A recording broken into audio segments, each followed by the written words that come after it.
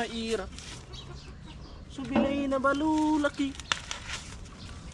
Laot na no, balulakin, aliwan ng gwapo. At ito lahat yung kabuuan ng ating na-harvest. Ano, grabe naman yan. Ba't lang nangapakan ko, may makakatusok. Diba marami din makakatusok. Ito lahat yung kabuuan.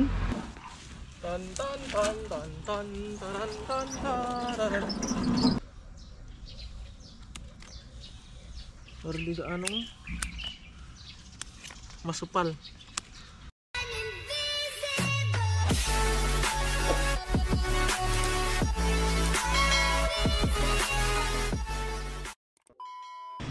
What is up mga katunying? Another day, another vlog. At magandang umaga sa ating lahat. At sanay lahat kayo nasa mabuting kalagayan mga katunying. At ngayong araw syempre, a day in my garden series na naman tayo. Syempre ngayong araw mga katunying ay gagawin na naman natin ang ating daily routine dito sa ating garden, ang pagpapakain ng ating mga alagang hayop. At haharvestin na natin lahat ng ating mais.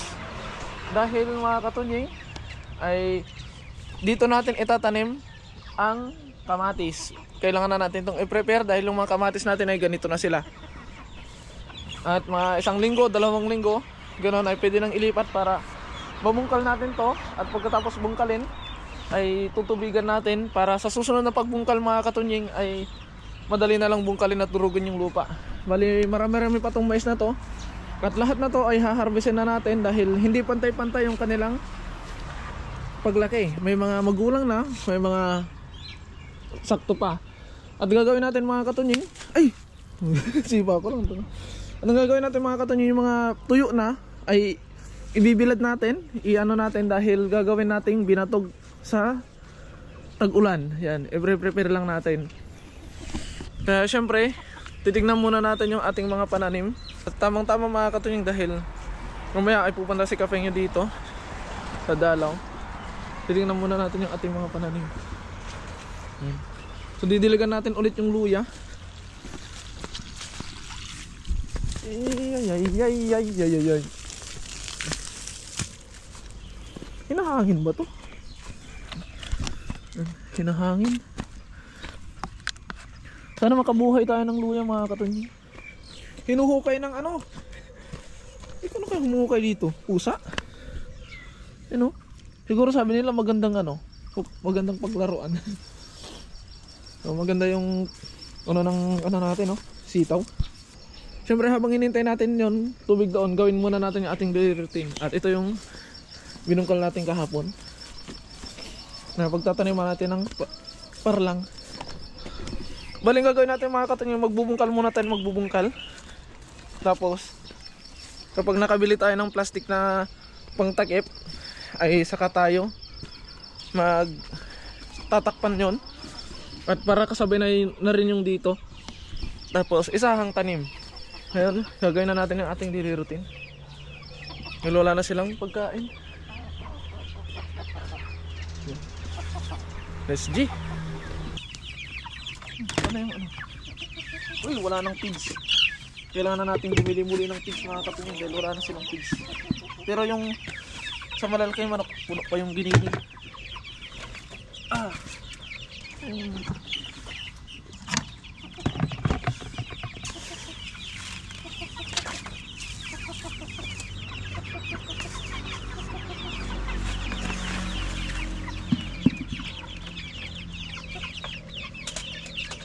Isang linggo na lang mga katunying, yung mga malalaki nating manok itong nandito ay pwede na nating pakawalan dun sa kabila.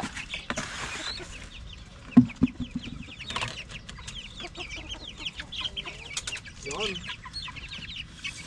Tapos maglalagay tayo dito ng balik. Para dun sa loob mga katunying, magiginiling muna sila. Giniling na may tubig.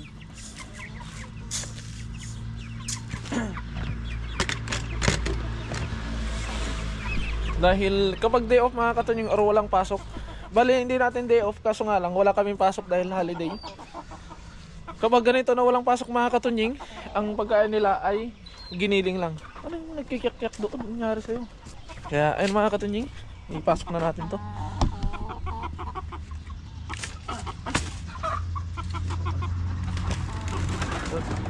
Ayun mga katunying.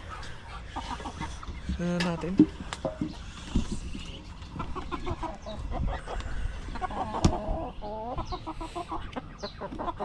Siyempre hugasan muna natin yung kanilang mga kainan at inuman.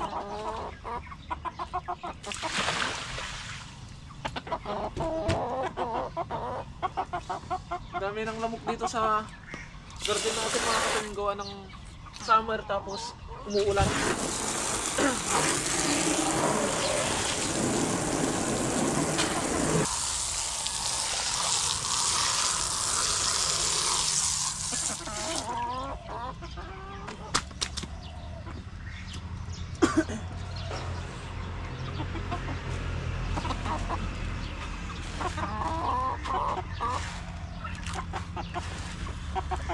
Bali, kapag malalaki na yung manok natin mga katoy, hindi na tayo nagamit ng feeds.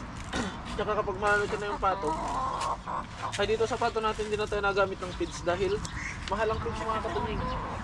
Madadali yung allowance natin, mauubos. Kasi imagine mga katunying, ang budget ko lang or ang tinitira kong allowance ko per month is 5,000 NT per month. Tapos makakaltas pa dun yung internet natin. Yung internet natin ay nakakahalaga ng 600 isang buwan. Tapos yung groceries pa natin, bigas, mga ganon. Tapos pagkain nila, yung isang sako ng ano mga katunying, kung feeds, ang isang sako ng feeds ay 470. Kulang ang 2 sako para sa kanila sa isang buwan. Tapos vitamins pa ng mga sisiw. Yung manok natin sa kulungan, vitamins pa nila na talaga ng 150 isa. 3 para sa isang buwan. Kaya kung magpipits tayo palagi ay o kaya kung lahat sila magpipits, madadali yung allowance natin mga katunying. O syempre yung gas natin sa motor, change oil, mga ganon.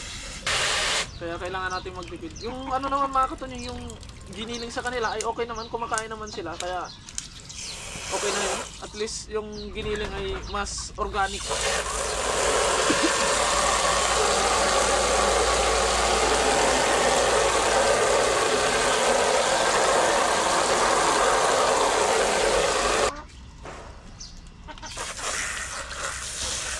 Oh, sorry! Sorry! Pasensya, may sutil kayong ano. Sulit naman yung katawan nila mga katunying sa giniling, oh. Grabe. Di ko alam kung baka ganito lang talaga yung ano, ganito lang talaga yung ano nila, katawan nila na malit lang pati yung paa nila, maikli lang, pero yung bilog ng katawan nila talagang mabibigat. Kain ka na. Ayun mga katunying, lalabas na tayo dahil mag-ano tayo ng mais.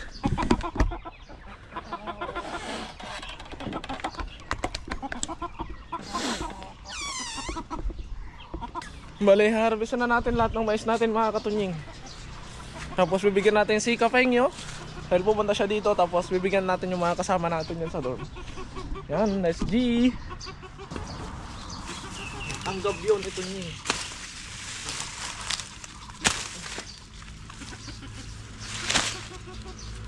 Lagyan muna natin yan.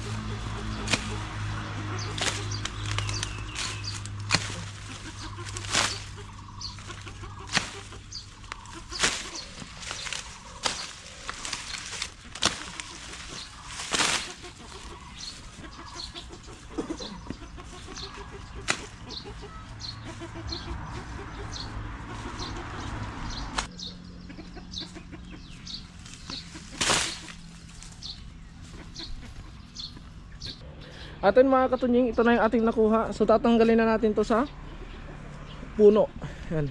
Tapos para mai-classify na natin, tabi na natin yung mga tuyo at may hiwalay natin yung mga pwede pang ilaga. Pero dito na ang ating mahiwagang BMW.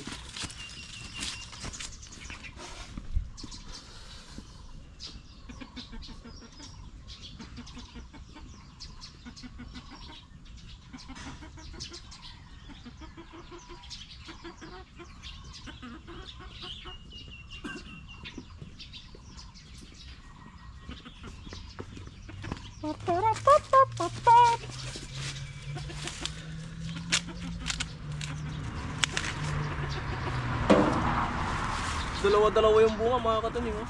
Wow. Sinadya nating patuyuin yung iba dito para makuha natin. May mga maliliit din.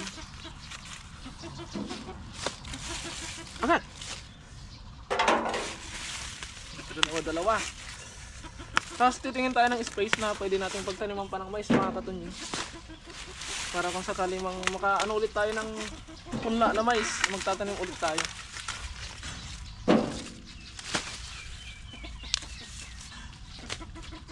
Ito mga ganito pwede pang ilaga to. Mga green pa green.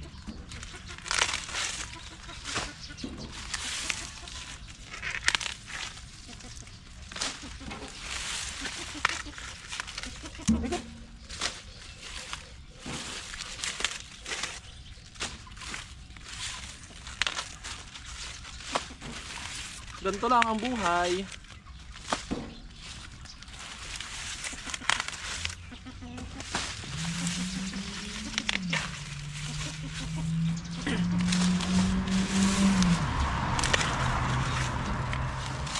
Simpleng buhay lang mga katunying. Sulit na.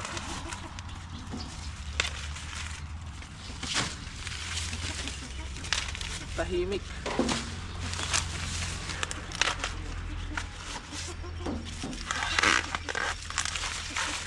Diba?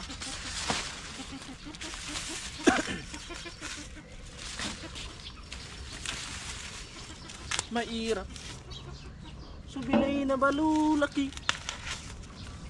Laot na no, balulakin aliwan ng gwapo. No walay. Marikit ja karong dungo. Singalabat. Totoo. Pangas kasi yan lay. Awawi ko natan. 45 anyos pula ang gapuni ako ko. Kaskasi. Naton libilay. Kasi itong pinagbalat ay itong pinagkuhan ay tangkay mga ilagay natin sa puno ng mangga. Wala kasi tayong baka. Kung may baka tayo, ilalagay natin sa baka. Aray ko. Wala tayong baka.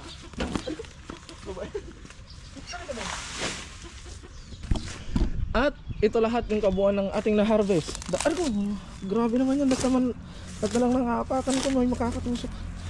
Diba marami din makakatuloy. Ito lahat yung kabuuan. Bali, natanggal na natin lahat. Na-harvest na natin lahat. At ito yan mga katuning. Para sa akin ay marami na to. Dahil tayo lang din naman yung kakain. Sinakapay nyo ako tapos kasama natin. Kaya para sa akin ay marami na to. Tapos magaganda pa na klase. You know? Itong mga tuyo mga katuning ay itatabi natin para gawin natin binatog. Tan tan tan tan tan taran tan taran. At ngayon mga katunyay, ang gagawin natin na susunod ay magbabawas tayo ng dahon ng talong para lumabas yung kanilang mga bunga. Dahil tapos na tayo sa pag-harvest ng mais, ay meron pa tayong oras at wala pa si Kapengyo. Dahil ayusin namin yung makina mga katunyay na nasira kahapon para sana sa pagkuha namin ng beldat.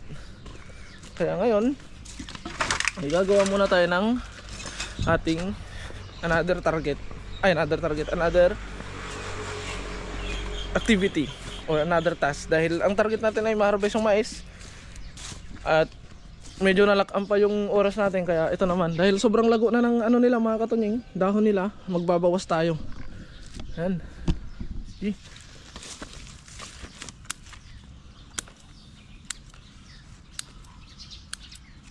Tapos yung mga sanga sa baba, tanggalin natin para mas tumangkad pa yung ating talong.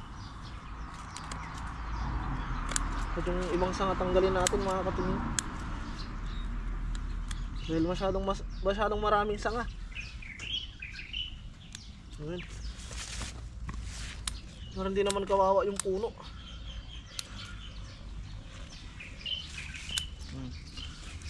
Diba? Tulad nito. Parang ganyan-ganyan lang mga katunying. Pero pag tinaas nyo, ang daming bunga. Kaya, tapos ang dami ding sanga, kaya tanggalin natin yung ibang sanga.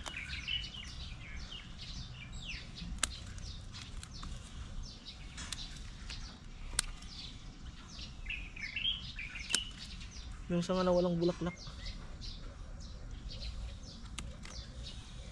Pero hindi gaano masupal.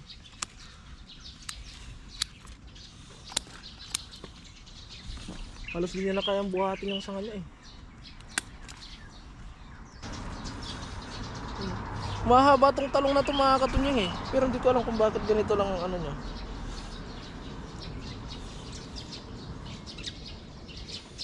Yan.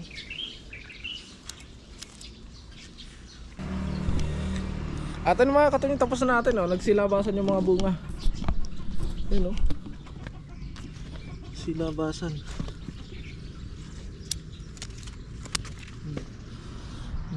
Luminis sila, tignan mga katunying. Ang maraming bunga ito na puno, tas yung nandoon, yun oh. Ngayon mga katunying, dahil prepare na tayo at may pupuntahan kami ni Kafengyo. Kaya hanggang dito na lamang muna ang update dito sa ating mini garden. Bali tapos naman natin yung ating target. And ayun, hanggang dito na lamang muna. Kita-kits ulit tayo sa susunod na vlog mga katunying. Kaya maraming salamat sa walang sawa nyo pong suporta sa akin at sa aking mga nakasama. Mag-ingat po palagi and God bless po. Bye bye.